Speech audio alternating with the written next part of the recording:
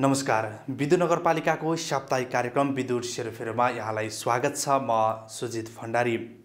कार्यक्रम विदुर सेरोफेरो तपाईले टिभी त्रिशुलीमा हेर्न सक्नुहुनेछ भने 88.4 मेगाहर्जमा रेडियो त्रिशुलीमा सुन्न सक्नुहुनेछ। यो कार्यक्रम उत्पादन र प्रसारणका लागि हामीलाई विदुर नगरपालिकाको कार्यालयले सघाएको छ।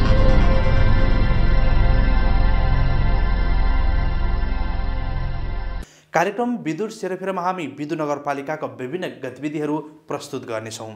कार्यक्रममा विभिन्न विषयवस्तु र त्यससँग सम्बन्धित व्यक्तिसँगको कुराकानी, नगरपालिकाभित्रका सम्भावना, अवसर अनि चुनौतीलाई प्रस्तुत गर्नेछौँ। विदुर नगरपालिकाभित्रका विकास निर्माण, जनप्रतिनिधिको भनाई र नगरवासीको समीक्षा कार्यक्रममा प्रस्तुत हुनेछन्।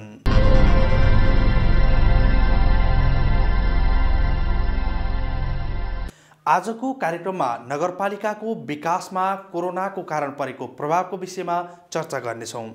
विश्वव्यापी रूपमा फैलिएको कोरोना भाइरसका कारण नगरपालिका पनि अछुतो रहन सकेन। कोरोना संक्रमित नभए तापनि यसको प्रभाव सबै क्षेत्रमा परेको छ। विशेष गरी विकास निर्माणको क्षेत्र धीमा गतिमा पुग्यो। रफ्तारले सञ्चालन भइरहेका योजनाहरू रोकिन पुगे।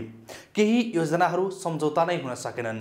नुवाकोटबाट प्रतिनिधित्व गर्ने प्रदेश र संघीय सांसदहरूको पहलमा विदुर नगरपालिकाभित्र भित्र्याएका केही आशालाग्दा योजनाहरूको काम अगाडि बढ्न सकेन। 20 वर्षपछि भएको स्थानीय तहको निर्वाचनबाट निर्वाचित जनप्रतिनिधिहरूले 5 वर्षको कार्यभार सम्हाल्दै समृद्ध नगर निर्माणको खाका बनाएका थिए। पहिलो वर्ष नगरपालिकाको सामान्य विकाससँगै समृद्ध बनाउने आधारसहितको योजना तयार भएको थियो।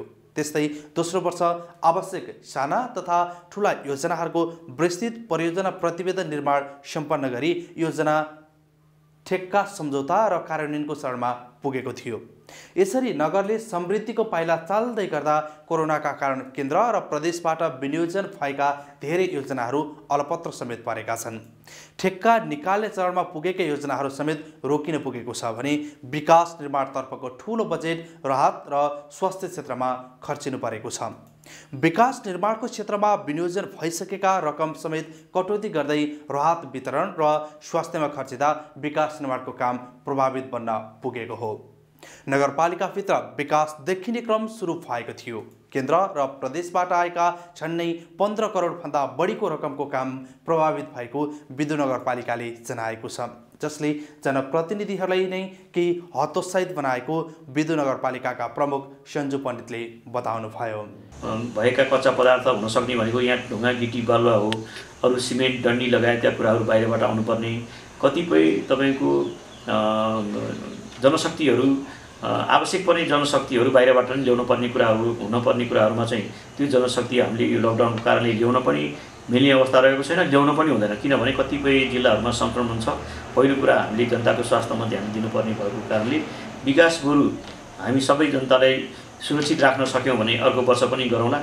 तर अहिलेलाई अत्यन्त जरुरी भएका र सहज रूपमा यो स्वास्थ्यलाई कोरोनाबाट सुरक्षित रहेर यो सामाजिक दूरी, भौतिक दूरी, यी कुराहरूलाई केन्द्रीय सरकारले पालना गर्नलाई जुन खालको एउटा निर्देशन गरेको छ, हामीले पनि ती कुराहरूमा यो सगट रोगबाट जोगिनको लागि जोगिएर गर्न सक्ने कामको लागि चाहिँ मात्रै हामीले अघि बढाएका छौँ भने धेरै नगरपालिका अन्तर्गत रहेका 500 योजना होला कम्तीमा पनि अन्य योजनाहरूलाई चाहिँ हामीले नगरपालिकाको आफ्नो बजेटबाट हुने योजनाको लागि चाहिँ हामीले अर्को वर्ष पनि गर्न सकिन्छ भन्ने खालको सोच बनाएका छौँ र हामीले सम्पूर्ण वडावासी र उपभोक्ता समिति बनिसकेका ठाउँहरूको लागि पनि हामीले त्यही कुरा उहाँलाई सूचित गराएका छौँ। र हामी अहिले धेरैतिरबाट चाहिँ यो लकडाउन, यो कोरोनाले गर्दा समस्यामा रहेका छौँ। हामी निर्वाचित भएको 3 वर्ष भयो। हाम्रो उत्साह, उमङ्ग, आँट एउटा हामीसँग एउटा हौसला जे जति थियो, हाम्रो चाहिँ यो निर्माणका कामहरू गर्नको लागि यो अल्पकालीन वा 1 वर्षमा गर्ने योजना, बहुवर्षमा गर्ने योजना, यी कार्यक्रमहरू हामीले तय गरेर जसरी उत्साहका साथ अघि बढेका थियौँ, अहिले हामी पनि अलिकति निराशमा चाहिँ छौँ। 3 वर्ष अवधिमा पहिलो वर्ष हामीले योजना बनाउँदैमा हाम्रो केही समयहरू गयो। दोस्रो वर्ष केही काम गऱ्यौँ। तेस्रो वर्षमा निकै काम देखिने खालको कुराहरू अघि बढेको थियो। हामीले ती कामहरू गरेर देखाउन सक्ने अवस्था अलिक कम भएको कारणले हामीलाई अलिकति निरुत्साहित चाहिँ बनाएको छ। तथापि पनि हाम्रो एउटा सक्रियता, मेहनत अनि हाम्रा जिल्लाबाट प्रतिनिधित्व गर्ने प्रदेश तथा सङ्घका माननीयहरूलाई पनि हामीले ध्यानाकर्षण गरायौँ, हामीले उहाँहरूलाई छोडेका छैनौँ। ती कारणले गर्दा नगरपालिकाभित्र मलाई लाग्छ अब हाम्रो कार्यकाल 2 वर्ष बाँकी छ। यो 2 वर्षमा यो पूर्वाधार विकासका कुराहरू चाहिँ अत्यन्त धेरै हामीले देख्न सक्छौँ। हाम्रो स्रोत साधनले जे जति गर्न सक्छौँ, हामीले त्योभन्दा महत्त्वपूर्ण योजना भनेको चाहिँ केन्द्र तथा प्रदेश सरकारसँग हाम्रो त्यसमा एउटा लबिङ, हाम्रो निरन्तरता, सक्रियताको कारणले गर्दा अनि हाम्रा माननीयहरूको पनि त्यसमा चाहिँ सहयोगको कारणले गर्दा सम्बन्धित विभाग मन्त्रालयमा हामीले उहाँहरूले पनि सँगै लिएर जाने, त्यो कुरामा ध्यानाकर्षण गराउने कतिपय योजनाहरू चाहिँ हामीले त्यो खालको एउटा प्रक्रियाबाट अघि बढ्दाखेरि धेरै विकास निर्माणको काम देखाउन सफल हुने अवस्थामा रहेका छौँ। अहिले तपाईँलाई भनौँ, विकास निर्माणको कुरा हामीले सुरुवात गरेका कुरा, त्रिशुलीको पुलका कुरा गरौँ, हामी निर्वाचित भएदेखिको हाम्रो यो सक्रियता हो। त्यहाँ हामी निर्वाचित हुनुभन्दा अगाडि त्यहाँ बोर्ड राखेको थियो, सडक डिभिजन कार्यालय राखिएको हुनुपर्छ, किनभने उहाँहरू अन्तर्गत भएको कारणले त्यहाँ 8 टनभन्दा बढी भारवहन क्षमता छैन भनेर बोर्ड टाँसिरहेको छ। 30औं टन त्यहाँ चाहिँ वारपार गरिरहेको छ। भोलि कुनै पनि जोखिम हुनसक्छ, यसको जवाफदेहिता भनेको सम्बन्धित पक्ष हुनुपर्छ भन्ने खालको कुरामा हामी डिभिजन सडक कार्यालयदेखि लिएर विभाग समेत हामीले धाएर त्यो कुरालाई अहिले अर्को विकल्पमा अर्को पुल चाहिँ 9.5 करोडको लागतमा चाहिँ त्यसको पहिलो चरणको टेन्डर गरिएको थियो। त्यहाँ विविध प्राविधिक कारणले के कारणले लकडाउनको कारणले त्यहाँ टेन्डर बिट भएन। दोस्रो चरणमा टेन्डर निकाल्नुपर्छ भनेर हामीले त्यसलाई लबिङ गरिरहेका छौँ। तपाईँहरूले छिटै त्यहाँ कुनै जोखिम विपद हुनुभन्दा अगाडि तपाईँले त्यो पुलको निर्माण थाल्नुहोस् है भनेर हामी ध्यान आकर्षण गराएका छौँ। अन्यथा सम्बन्धित जिम्मेवार पक्ष चाहिँ यसको जवाफदेहिता भइ हुनुपर्छ भनेका छौँ, त्यो हुँदैछ। त्यस्तै गरी प्रदेशको समन्वय सहयोगको कारणले विद्युत नगरपालिका वडा नम्बर 13 मा अत्यन्त जरुरी ठाउँ थियो। हिजो त्यहाँ कतिपयको त्यहाँ ध्यान नपुगिरहेको अवस्था थियो। अजिगरीबाट रानी छहरा पुल तर्ने पुल, जहाँ त्यहाँ विद्युत नगरपालिका वडा नम्बर 8 र वडा नम्बर 13 का धेरै बस्तीका जनताहरूलाई त्यो पाइप पर्न सक्छ। त्यहाँबाट चाहिँ तारकेश्वरसम्म जानको लागि पनि पाइप पर्ने 6 करोड रुपियाँमा लागत इस्टिमेट भयो। त्यसको डिपिआर गर्ने काम विद्युत नगरपालिकाले खर्च गर्यो। 8 लाख रुपियाँ खर्च गरेर डिपिआर गरेको थियो। हामीले त्यो डिपिआर सहित पेश गर्यौँ जिल्ला पूर्वाधार कार्यालयबाट। उहाँको एउटा नियन्त्रण निर्देशन उसमा चाहिँ त्यो काम अनुगमनमा त्यो काम हुँदैछ। त्यस्तै गरी अहिले हामीले तपाईँको विद्युत नगरपालिका अन्तर्गत यो जिल्ला प्रदेश स्तरीय रङ्गशाला विद्युत नगरपालिका वडा नम्बर 5 चन्द्रज्योति स्कुलसँगै त्यहाँ चाहिँ मदन भण्डारी रङ्गशाला निर्माण भइरहेको छ। त्यो बहुवर्षीय कार्यक्रममा हामीले खेलकुद तथा शिक्षा सामाजिक विकास मन्त्री र मन्त्रालयको ध्यानाकर्षण गराएर त्यो बहुवर्षीयमा एउटा ऐतिहासिक काम बहुवर्षीयको कुरामा अघि बढिरहेको छ भने। त्यस्तै गरी विद्युत नगरपालिका वडा नम्बर 5 मा तपाईँको 2 करोडभन्दा बढी लागतमा त्यहाँ पार्क निर्माण भएर अन्तिम चरणमा पुगेको अवस्था रहेको छ। त्यस्तै गरी विद्युत नगरपालिका वडा नम्बर 5 चन्द्रज्योतिबाट तपाईँ बस पार्क यो केन्द्रीय कारागार जाने बाटो अत्यन्त जीर्ण भएको अवस्था थियो। हामीले यो विषयमा मन्त्रालयको सचिवदेखि लिएर तपाईँको अर्थमन्त्रीज्यूकामा हामी गयौँ। यसको डिपिआर हामीहरूको पहलमा डिपिआर गर्न लगायौँ। सम्बन्धित यो चाहिँ विभाग र त्यसको यो धादिङ रहेछ यसको कार्यालय। हामीले यो चाहिँ केन्द्रीय कारागारमा जाने बाटो विद्युत नगरपालिकाको पनि वडा नम्बर 4 र वडा नम्बर 5, 6 र 4 पनि यो कारागार जाने बाटो अन्तर्गत पर्ने भएको र जीर्ण छ। अहिले कारागार निर्माण हुँदै गर्दा त्यहाँ अत्यन्त ठुला यो भारवहनका गाडी लिएर जाँदा हिजो यो सामान्य रूपमा निर्माण गरिएका पिच बाटाहरू नगरपालिकाको लगानीमा भएको बाटाहरू त्यो तसनस भएको अवस्था छ।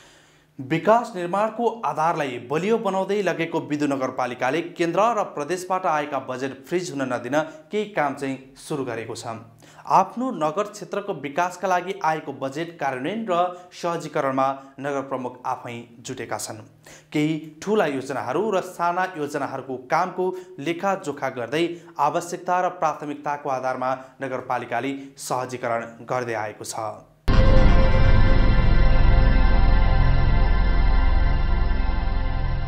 कोरोना भाइरसको प्रभाव दिनानुदिन बढ्दै जाँदा दैनिक जलादारी गर्ने तथा विपन्न समुदाय झनै प्रभावित हुँदै गएका छन्। यतातर्फ पनि नगरपालिकाले नयाँ रणनीति अपनाउन थालेको छ। राहत वितरण गर्दा परनिर्भरता हुने भन्दै उनीहरूलाई रोजगारी दिने नीति अवलम्बन गरेको छ। नगरपालिकाको आन्तरिक स्रोत केन्द्र तथा प्रदेशबाट आएका बजेटको कार्यान्वयन र स्थानीय श्रमिक परिचालन गर्दै उनीहरूको समस्या सम्बोधन गर्ने नगरपालिकाले जनाएको हो। विकास निर्माणको काम र ज्यालादारी गर्ने दुवै पक्षको काम एकैपटक हुने भन्दै नगरपालिकाले योजना कार्यान्वयन गर्दै स्थानीय श्रमिक परिचालन गर्न थालेको छ। अत्यन्त डामाडोल हुने अवस्थामा गएको छ। समग्र हाम्रो नेपालको पनि अवस्था त्यही रहेको छ। हामी स्थानीय पालिका पनि त्यही नै छ। यो नगरपालिकाले केन्द्रीय सरकारसँग अपेक्षा गरेको हाम्रो सशक्तका कार्यक्रमहरू सशक्तका बजेटहरू हामीलाई बजेट पूर्ण रूपमा आइसकेको छैन। 11 करोड बजेट हामीकोमा आउनुपर्ने हामीकोमा 5 करोड मात्रै आइरहेको अवस्था रहेको छ। अब हामी अनुरूपताको अवस्थामा छौँ। हामीलाई त्यो 6 करोड चाहिँ हामीले त्यो आँकडामा हिजो योजनाहरू विनियोजन गरेका छौँ, कार्यक्रमहरू तय गरेका थियौँ भने अब 6 करोड त्यो एउटा मात्रै विषयमा मात्रै हामी पनि पछाडि परेका छौँ भने हाम्रो आन्तरिक बजेट पनि अहिले राजस्वको कुराहरू पनि घटेको अवस्था रहेको छ।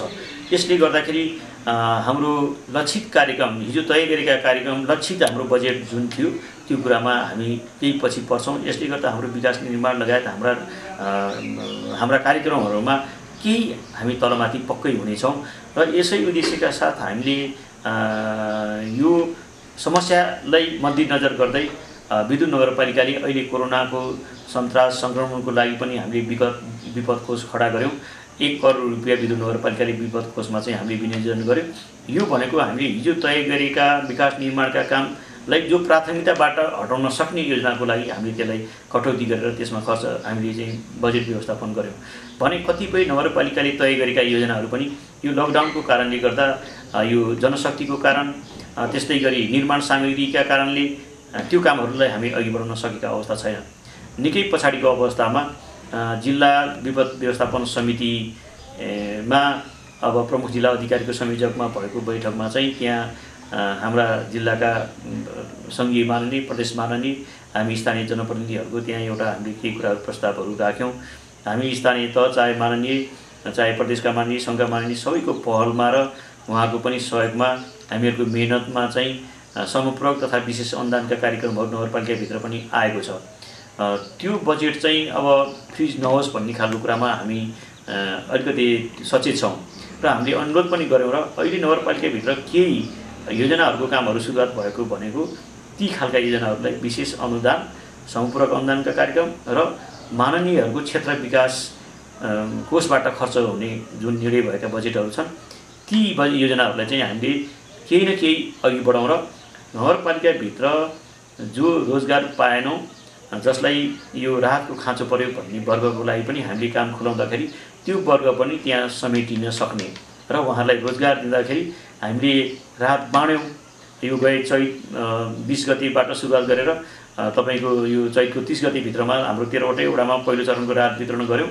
दोस्रो चरणमा अब यो वैशाखको 2 गते कार्यपालिकाको बैठकले निर्णय गर्दै अब हामीले राहत अभियानकै रूपमा लगाउने होइन सकेसम्म अब हामीले उहाँहरूलाई रोजगार दिनेतिर चाहिँ अघि बढ्न सकिन्छ कि भन्ने खालको हामीहरूको एउटा निर्णय भयो र सँगसँगै जो रोजगारमा जान सक्ने वर्ग हुनुहुन्छ उहाँहरूलाई रोजगार दिने, अर्को वर्ग हुनुहुन्छ जो जसले राज्यले सम्बोधन गरिरहेको छ सामाजिक सुरक्षा भत्ता, उहाँहरूले सामाजिक सुरक्षा भत्ता लिएर आफ्नो केही न केही उहाँहरूले टार्न सक्नुहुन्छ यो अहिले सङ्क्रमणकाललाई लकडाउनको समयलाई भने। अर्को वर्ग जो सामाजिक सुरक्षा भत्ताबाट पनि सम्बोधन राज्यबाट त्यो सम्बोधनको दायरा पनि पर्नु भएको छैन, काम गर्न पनि नसक्ने हुनुहुन्छ, अति विपन्न अशक्त उहाँहरूको लागि चाहिँ हामीले 13वटै वडाका हाम्रा वडा जनप्रतिनिधि साथीहरूलाई त्यो वर्गलाई चाहिँ तपाईँहरूले खाद्यान्न राहतको लागि सम्बोधन गरिदिनुहोस् भनेर हामीले त्यो कुरा भनेका छौँ। त्यो निर्णय पनि नगरपालिकाले गरेको छ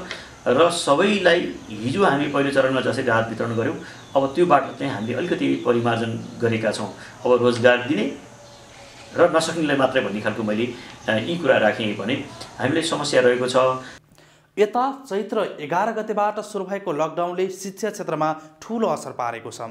नयाँ शैक्षिक सत्रको पर्खाइमा रहेका बालबालिका एसईको पूर्ण तयारी गरी बसेका कलिला नानी बाबुहरूको मानसपटल नै भाइरसले बदलिदियो। परीक्षा दिएर उच्च शिक्षा हासिल गर्ने तयारीमा रहेका बालबालिकाहरूमा भाइरसका कारण परेको मनोवैज्ञानिक असरलाई कम गर्न समेत नगरपालिकाले नयाँ योजना अगाडि सारेको छ। नगर कार्यपालिकाको बैठक नगरभित्र रहेका विद्यालयका प्रधानाध्यापकहरूसँगको बैठकले विद्यार्थीहरूलाई घरबेट अभियानमा शिक्षक परिचालन गर्ने तयारी समेत सुरु गरिसकेको छ। आफ्नो समुदाय वा क्षेत्रमा रहेका बालबालिकाहरूमा परेको असरको न्यूनीकरणका लागि समुदायमा शिक्षक नामक अभियान नै चलाउने नगरपालिकाले जनाएको छ। देशका मेरुदण्ड भनिएका आजका कलिला बालबालिकाहरूमा भाइरसबाट परेको प्रभाव र त्यसको लेखाजोखा गर्दै शिक्षकहरू समुदाय र विद्यार्थीहरूको घर घरमा पुग्ने अभियानको थालनी गर्न लागेको नगर प्रमुख पण्डितले बताउनुभयो। शिक्षाको कुरा रह्यो, तपाईको यो एसईको चाहिँ परीक्षाको कुरा थियो। अब त्यो कुरा अलिकति समग्र नेपालकै समस्याको हो। यो त्यो चाहिँ विद्युत नगरपालिका पनि समस्या अन्तर्गतै रहेको छ। ठ्याक्कै तयारीको लागि अध्ययन गरेर तयारीको लागि रहेका विद्यार्थीहरूलाई यसले अत्यन्त असहज स्थिति सिर्जना गरेको छ। यो मनोवैज्ञानिक रूपमा पनि अलिकति विद्यार्थीहरूलाई केही समस्या पढेर जाँदिन तयारी भएको विद्यार्थीहरूलाई केही असर भएको छ। यसको लागि केन्द्रीय सरकारले विशेष यसमा ध्यान लिइरहेको छ। हामीले विभिन्न मिडियाबाट सुनिरहेका छौँ। कुन माध्यमबाट कुन मोडालिटीबाट एसईका को रिजल्ट वा जाँचका कुरामा त्यही शिक्षाकै क्षेत्रका विज्ञहरूबाट सरकारलाई सुझावहरू गइरहेको छ। हामी स्थानीय तहमा मावि तहसम्मको चाहिँ शिक्षाको जिम्मेवारी संहितापछि हामी स्थानीय तहमा आएको हुनाले हामी यसमा लागिरहेका छौँ। हामीले पटक पटक हामीले बैठक राख्नको लागि शिक्षा शाखाका कर्मचारी लगायत अन्य शिक्षाका विज्ञहरू साथीहरूसँग हामीले कुरा गरिरहेका छौँ र नगरपालिका अन्तर्गत रहेका स्कुलका प्रहहरूसँग पनि हामी समन्वयमा रहेका छौँ। हाम्रो शिक्षा शाखाका कर्मचारी साथीहरू पनि समन्वयमा रहिरहनु भएको छ। कतिपय हेड सरहरूसँग भिडियो कन्फरेन्सबाट उहाँहरूले चाहिँ के गरिरहनु भएको छ, अब अगाडि कसरी बढ्ने, विद्यार्थी र शिक्षक अब टचमेन्टमा कसरी जाने, सम्पर्कमा कसरी जाने र उहाँहरूलाई अन्य यो पढाइ छैन, लकडाउन छ, स्कुल बन्द छ भन्ने कुराले गर्दा विद्यार्थी पढाइबाट छुटेर अन्य वातावरणमा नजाउन् भन्नको लागि विद्युत नगरपालिकाले हिजो मात्रै यही वैशाखको 28 गते शिक्षा समितिको बैठक बसेर अन्य यो भिडियो कन्फरेन्सका कुराहरू हेडमास्टरसँग गर्ने कुराहरूमा चाहिँ अघि बढिरहेको कुरा थियो। हिजो मात्रै बैठक बसेर हामीले चाहिँ शिक्षक समुदायमा भन्ने हामीले एउटा निर्णय गरेका छौँ। यो हामीले पत्राचार गरिसकेका छौँ सबै स्कुलमा। अब स्कुलबाट शिक्षकहरू चाहिँ अब समुदायमा पुग्ने, यसको अर्थ विषयगत शिक्षक साथीहरू चाहिँ आफ्नो विद्यार्थीलाई घरमै पुगेर अब हामीले छिट्टै पुस्तक पनि उपलब्ध गराउन हिजो निर्णय गरिसकेका छौँ। पुस्तक उपलब्ध छिटो गराउनको लागि पुस्तक पनि अब छिट्टै हामीले हप्ता 10 दिनभित्रमा विद्यार्थीको हातमा पुस्तक पुर्याउने काम गर्छौँ भने सँगसँगै शिक्षक पनि जानुभयो भने कम्तीमा पास भएर अघिल्लो क्लासमा अघि बढ्ने विद्यार्थीहरूको लागि अब नयाँ शैक्षिक सत्र चैत वैशाखबाट सुरु हुन्थ्यो भने अब त्यो सुरुवात गर्नको लागि हामीले कम्तीमा यो पढाइको क्षेत्रमा स्कुलमा उपस्थित भएर एउटा जसरी एउटा पठन पाठनको चाहिँ सहज हुन्थ्यो, यो असहज परिस्थितिलाई केही न केही पनि शिक्षासँग चाहिँ शिक्षक र विद्यार्थीलाई जोड्ने कामको लागि हामीले निर्णय गरेका छौँ र स्कुलका प्रहहरूको माध्यमबाट पनि यो कुरा केही दिन अगाडिबाट पनि सुरुवात गरिसकेको हुनाले हामीले यो पठन पाठनको विषयमा चाहिँ हामीले यो नबिग्रियोस्, यो लकडाउनको कारणले हामी सुस्ताएर चाहिँ नबसौँ, हामी कोही पनि आफ्नो क्षेत्रको जिम्मेवारी अन्तर्गत चाहिँ सबैले आफ्नो भूमिका निर्वाह गर्नुपर्छ भन्ने खालको हामीले सूचित गरिसकेका छौँ, अघि बढिसकेका छौँ। भाइरसको प्रभावका कारण यस वर्ष विकास निर्माणको कामलाई धीमा बनाएसँगै नगरपालिकाले नीति परिवर्तन गर्दै आक्रामक विकासमा जाने योजना समेत बनाएको छ। समय सीमा कम र बजेटको सीमिततालाई हेर्दै नगरपालिकाले आउँदो आर्थिक वर्षको बजेट र नीति दुवै परिवर्तन गर्ने जनाएको छ। नयाँ बजेटको कार्यान्वयन, नीति चयन लगायतको विषयमा नगरपालिका जुटिसकेको छ। हाल नगरपालिकाले लिएको नीतिलाई नै भाइरसका कारण प्रभावले असफल बनाउने काम गरेको छ। त्यसलाई परिमार्जन गर्दै अगाडि बढ्न नगरपालिकाले विज्ञहरूसँग छलफल समेत सुरु गरेको छ। विकास निर्माण, कृषि, शिक्षा, स्वास्थ्य लगायत सबै क्षेत्रमा परेको प्रभावलाई अन्त्य गर्दै तीव्र बनाउनेतर्फ नगरपालिका केन्द्रित रहेको नगर प्रमुख पण्डितको भनाइ छ। हामीले हिजोको वर्षमा छुट्याएका बजेट बनाएका नीति तथा कार्यक्रमभन्दा हामीले अलिकति भिन्न तरिकाले सोच्ने बेला आएको छ। त्यसको लागि हामीले महसुस गरिसकेका छौँ र केही एक्सर्साइजहरू हामीले गरिसकेका छौँ। अब हाम्रो प्राथमिकता भनेको तपाईँको कृषि र पशुपालन अनि जति पनि ऊर्जाशील जनशक्ति, युवा जनशक्तिलाई रोजगार दिन सक्ने खालको चाहिँ हामीले कार्यक्रमहरू अघि बढाउने नीति तथा कार्यक्रममा अघि बढेका छौँ। यसको लागि हामीले कामको सुरुवात गर्नको लागि हामीले नगरपालिकाभित्र रहेका बाँझो जमिन उपयोगमा ल्याउने भन्ने एउटा नीति कार्यपालिका बोर्डले पास गरिसकेको छ र त्यसमा उपयोगमा ल्याउने निर्णय गऱ्यौँ। सँगसँगै अब हामीले बजेट र कार्यक्रम अनि प्रोत्साहन कसरी गर्ने भन्ने खालको कार्यक्रम ल्याउनको लागि नगर प्रमुखकै संयोजकमा एउटा समिति बनेको छ। कामको लागि फिल्डमै सम्पूर्ण त्यसलाई चाहिँ अझ अगाडि बढाउनको लागि उपप्रमुखको संयोजकमा अर्को उपसमिति बनाएको छ। यसले गर्दा अब हामीले पहिलो चरणमा नगरपालिकाभित्र रहेका 13वटै वडाका बाँझो जमिनको डाटा सङ्कलन गर्ने, जो 2 वर्षभन्दा लामो समयदेखि बाँझो थियो, अब के कारणले बाँझो रह्यो त्यसको हामी सम्पूर्ण डाटा आउनेछ। वा जमिन धेरै छ, ऊर्जाशील जनशक्ति बाहिर छ, कतिपय जमिन धेरै छ उहाँहरू विदेशमा हुनुहुन्छ, कतिपय यहाँ जमिन छ उहाँहरू काठमाडौँतिर बस्नुहुन्छ, कतिपय यहीँ जमिन छ अब जनशक्ति छोराछोरीहरू बाहिर हुनुहुन्छ, बाँझो रहेको छ। यी जग्गाहरूलाई उपयोगमा ल्याउनको लागि हामीले एउटा नीति पास गरेका छौँ। यसलाई अनुदान रूपमा उहाँहरूलाई चाहे मल बिउ अनि त्यस्तै कृषि प्राविधिक उहाँलाई सहज गराइदिएर हामीले त्यो कुरालाई चाहिँ हामीले अघि बढ्न खोजिरहेका छौँ। त्यस्तै गरी समयमा मल बिउ पनि उपलब्ध बनाउनुपर्छ भनेर सम्बन्धित निकायको ध्यान आकर्षण गराएका छौँ, जस्तो कृषि ज्ञान केन्द्र, यहाँका साल ट्रेडिङ, त्यस्तै गरी यहाँ चाहिँ अब यो कृषि सामग्री संस्थान हिजो मलहरू उत्पादन वितरण गरिरहनु भएको थियो। अब मल बढी स्टक चाहिन्छ किनभने अब बाँझो जमिन उपयोगमा आउँछ। धेरै जनशक्ति विदेशबाट वा अन्य जिल्लाबाट पनि आफ्नो घर फर्किसक्नु भएको छ, समयमा यहाँ बर्सात भएको छ। अब त्यस्तै गरी असारमा अब धानको बिउको लागि अब हिजो जति खपत हुन्थ्यो त्योभन्दा बढी आवश्यक पर्न सक्छ। हिजो एग्रोभेटहरूले चाहिँ व्यापारी साथीहरूले चाहिँ धानका बिउहरू उपलब्ध गराउनुहुन्थ्यो भने अब उहाँहरूलाई ल्याउनको लागि के सहज असहज के छ, यसको लागि हामी सरकारको तर्फबाट पनि हामीले त्यसको लागि चाहिँ खोजी गरिरहेका छौँ र हामीले उपसमिति बनाएर कर्मचारी साथीहरूलाई पनि त्यसको निर्देशन जिम्मेवारी दिइसकेका छौँ। यो असहज परिस्थिति ल्याउनु हुँदैन भन्नेमा छौँ। र अर्को सँगसँगै अब हामीले कृषिमा प्राथमिकता दिने खालको हामीले बजेट बनाउँछौँ भने अर्को अब नगरपालिकाभित्रका हाम्रो भूगोल, यहाँको हावापानी, यहाँका जमिन सबैलाई मध्यनजर गर्दै हामीले पकेट क्षेत्रको रूपमा पनि अघि बढाउनको लागि अब नगरसभाले हामीले त्यसलाई निर्णय गर्नेछौँ। कुन ठाउँमा के सम्भावना छ, धान खेती हुने ठाउँमा धान, अब बेमौसमी तरकारी उत्पादन गर्न सक्ने ठाउँमा बेमौसमी तरकारी खेती, जहाँ चाहिँ भूगोलको हिसाबले त्यहाँ बाख्रा चलाउन हुनसक्छ, बाख्रा पालनको लागि हावापानी मिल्छ, त्यो ठाउँमा पकेट क्षेत्रको रूपमा यो वडाको लागि हामीले बाख्रा पालनको लागि ल सुइटेबल छ वातावरण बनाउने र उहाँहरूलाई के कुराहरूले अनुदान दिएर आकर्षित गर्न सकिन्छ। त्यसपछि भोलि उत्पादन भइसकेका कुराहरूलाई बजारका सुनिश्चितता कुरा, लगानीको सुनिश्चितता कुरा केन्द्रीय सरकारले पनि त्यो पोलिसी बनाइरहेको छ भने स्थानीय सरकारले पनि त्यो खालको पोलिसी बनाएर अघि बढ्ने कुरामा हामी बाध्य हुनैपर्छ। अनि मात्र हामीले यस्ता विपद परेको अवस्थामा यो हिजोको दिनमा जसरी खाद्यान्न, तरकारी, फलफुल लगायतका कुरामा परनिर्भरता थियौँ भने हाम्रो 64% भन्दा बढी जनता चाहिँ कृषिमा आधारित भनेको छ। तथापि अरबौँ खरबौँ 2 खरबभन्दा बढीको चाहिँ अहिले मैले सुनेको छु केन्द्रीय सरकारको बजेट विदेशबाट चाहिँ खाद्यान्न, तरकारी, फलफुल भित्राउनको लागि खर्च भइरहेको छ, देशको ठुलो धनराशि। अब यो कुरामा केन्द्र, प्रदेश तथा स्थानीय सरकारले हामीले यता ध्यान दियौँ भने मलाई लाग्छ त्यो मात्रै हामीले निरुत्साहित गऱ्यौँ, त्यो भित्राउने कुरालाई गऱ्यौँ भने मलाई लाग्छ अहिले लकडाउन भएको छ, भोलि नाका बन्द हुनसक्छ, हरेक कुरा हुनसक्छ। यी कारणले गर्दा पनि अब हामीले यो पाठ सिकेर पनि हामीले त्यस्ता नीति तथा कार्यक्रम बनाउनुपर्छ र बाहिर गएर अहिले चेतनशील भइसक्नु भएको छ। धेरै अब युवा जनशक्तिहरू बाहिरै जाने, आफ्नो ठाउँमा केही नगर्ने, यो कुराहरूले पनि अब उहाँले बुझ्नुभएको छ। आम्दानी थोरै होस् तर आफ्नो घर परिवार, आफ्नो समाजसँग बस्ने र यही आम्दानीका स्रोतहरूलाई चाहिँ खोजी गर्ने, यी कुराहरू उहाँहरूले पनि सोच्नुपर्छ र सरकारसँग अधिकतम उहाँहरूले पनि सेवा सुविधा लिने र समस्या परेका कुराहरू सम्बन्धित निकायहरूसँग चाहिँ सरकारसँग उहाँहरूले ध्यान आकर्षण गराउने कुरा गर्नुपर्छ भन्ने लागेको छ।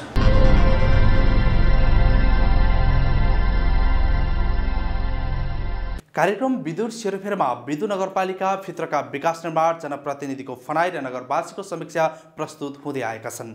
हामी अर्को हप्ता अन्य विषयवस्तु र गतिविधिहरूको साथमा टिभी त्रिशुली र रेडियो त्रिशुलीमा उपस्थित हुनेछौँ। कार्यक्रमको विषयमा तपाईका केही सल्लाह सुझाव र टिप्पणी छन् भने हाम्रो स्टुडियोको टेलिफोन नम्बर 010-560-185 वा 010-560-789 मा सम्पर्क गर्न सक्नुहुनेछ। यस्तै विद्युत नगरपालिकाको कार्यालय वा वडा कार्यालयहरू मार्फत पनि हामीलाई सल्लाह सुझाव र टिप्पणी पठाउन सक्नुहुनेछ। कार्यक्रम विद्युत सेरोफेरोको आजको श्रृङ्खलाबाट म सुजित भण्डारी बिदा भएँ। नमस्कार।